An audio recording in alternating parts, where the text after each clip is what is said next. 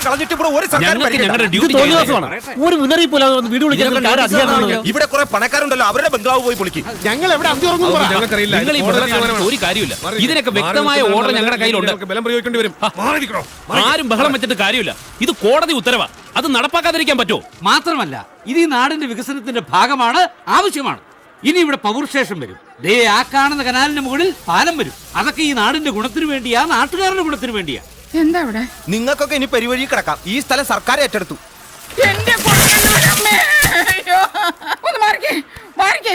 ഞങ്ങൾ നല്ല അന്തസ്സായിട്ട് വാടക കൊടുത്ത് തന്നെയാ താമസിക്കുന്നത്. ചുമ്മാ അങ്ങോട്ട് ഇറങ്ങി പോകാൻ പറഞ്ഞാൽ എവിടുത്തെ ന്യായമാ? പട്ടയം കിട്ടുമെന്ന് കരുതി പുറമ്പോക്കിൽ വീട് കെട്ടി വാടകയ്ക്ക് കൊടുത്തവര് വേറെയുണ്ട്. ഇവിടെ ചെട്ടിയാരാണെങ്കിൽ അപ്പുറത്തുള്ളത് പഴയ MLA മൊയ്തൂട്ടി വക്കീല. നോട്ടീസ് കൊടുത്തിട്ട് കാലം കുറയായി. അതൊന്നും ഞങ്ങൾക്ക് അറിയണ്ട. ഞങ്ങൾക്ക് പോകാൻ വരെ സ്ഥലമില്ല. കോടതിയോ പോലീസോ ആര് വന്നാലും ഞങ്ങൾ ഇവിടെ ഇറങ്ങില്ല. ചത്താലും ഇറങ്ങില്ല.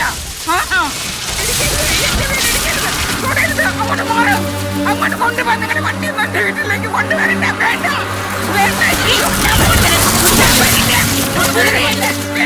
ഏത് പോലീസ് വന്നാലും ഞാൻ വരില്ല.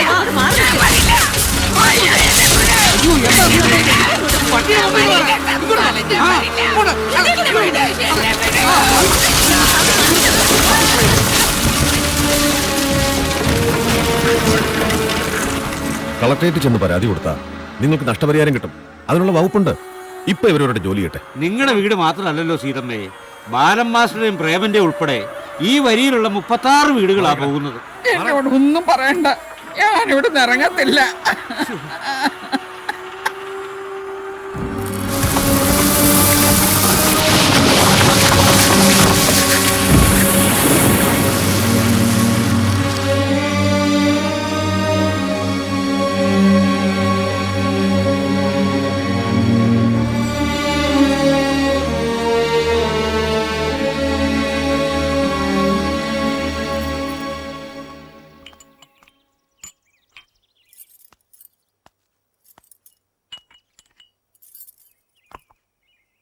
ഇത് ഇത്രത്തോളം എത്തിയെന്നൊരു വാക്ക് പറയണ്ട എന്റെ ചെട്ടിയാരെ.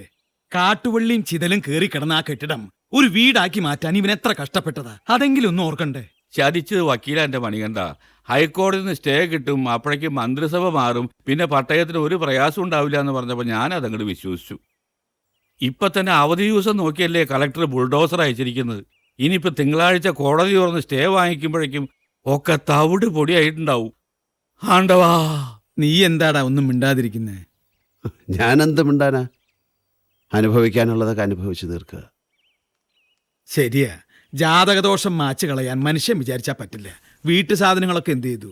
എല്ലാം വാരിക്കൂട്ടി പുറത്തൊരു ഷെഡിൽ വെച്ചിട്ടുണ്ട്. സീതമ്മ ചേച്ചി മോള് വന്ന് കൊണ്ടുപോയി. ആ കുട്ടി മംഗലാപുരത്ത് വന്ന സമയമായതുകൊണ്ട് നന്നായി. ആ നാടക സമിതിക്കാരുണ്ടായിരുന്ന സ്ഥലം കഴിഞ്ഞ ആഴ്ചയാണ് സഹകരണ സംഘത്തിന് കൊടുത്തത്. അല്ലെങ്കിൽ തൽക്കാലം അവിടെ കൂടായിരുന്നു. തൽക്കാലം കൂടുന്നതൊരു പ്രശ്നമല്ല. ഇവർക്ക് രണ്ടുപേർക്കും താമസിക്കാനുള്ള സൗകര്യമൊക്കെ ദൈവം സഹായിച്ചു വിടും. ഏയ് അതൊന്നും വേണ്ട മണികണ്ഠൻ ചേട്ടാ. എന്താടാ, ഞങ്ങൾ അന്യന്മാരാണോ?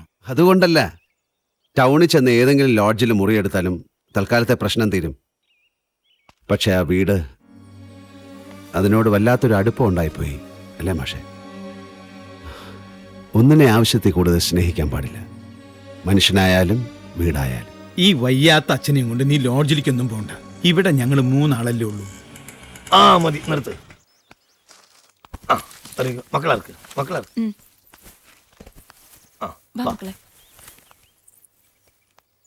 ഒരു മിനിറ്റ് വെയിറ്റ് ചെയ്യണേ, ചില്ലറില്ല.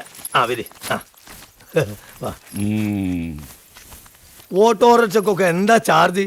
അല്ല, അവരും പറഞ്ഞിട്ട് കാര്യമല്ല. പെട്രോളിന്റെ വില ഡെയിലി കയറിക്കൊണ്ടിരിക്കല്ലേ. ഇറാഖും അമേരിക്കയും തമ്മിലുള്ള പ്രശ്നം ഇനിയും തീർന്നില്ലെങ്കിൽ അല്ലയോ നമ്മൾ പഴയ കാളവണ്ടിയിലേക്ക് തന്നെ തിരിച്ചു പോണ്ടി വരും. മോനേടാ, അമ്മയോട് പറഞ്ഞു ഒരു 60 ഉറുപ്പിക വെച്ച് വണ്ടിക്കാരനെ വിടടാ. ചേട്ടാ, ഞങ്ങളോട് ദേഷ്യമൊന്നും തോന്നരുത്. പോകാൻ വേറെ സ്ഥലം ഇല്ലാഞ്ഞിട്ട്. നീ എന്തിനാണ്ടി സങ്കടപ്പെടുന്നത്? ഒരു ബിസിനസ് ആകുമ്പോൾ ചിലപ്പോൾ വളരും, ചിലപ്പോൾ പൊളിഞ്ഞു വരും. അതൊക്കെ സാധാരണല്ലേ. നമ്മളെ പഴയ കട്ടിലെ ജനാല ബിസിനസ്സേ ഞാൻ സ്റ്റോപ്പ് ചെയ്തു. ശരിയാവില്ലാന്ന്, കംപ്ലീറ്റ് ചീറ്റിങ്ങാ. ഇപ്പൊ കടക്കാർ കടത്തി പൊറപ്പിക്കുന്നില്ല. ഞങ്ങൾ വീടടുത്തിങ്ങോട്ട് പോന്നു. അല്ലെങ്കിലും മാഷെ, ഈ ഉളി പിടിച്ച ശീലിച്ച നമുക്ക് ഇതൊന്നും ശരിയാവില്ല. നമുക്ക് നമ്മളതായ ഒരു സ്റ്റാറ്റസ് ഇല്ലേ. നീ എന്താ കിടന്ന് മോങ്ങണ് വിലാസിന് ചെന്ന് വെള്ളം ചൂടാക്ക്. ഒന്ന് കുളിച്ചിട്ടാവും ഊണും വിശ്രമൊക്കെ. വാ വാ.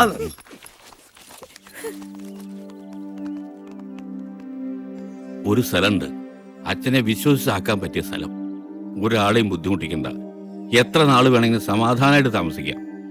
ഞാൻ ഗ്യാരണ്ടി.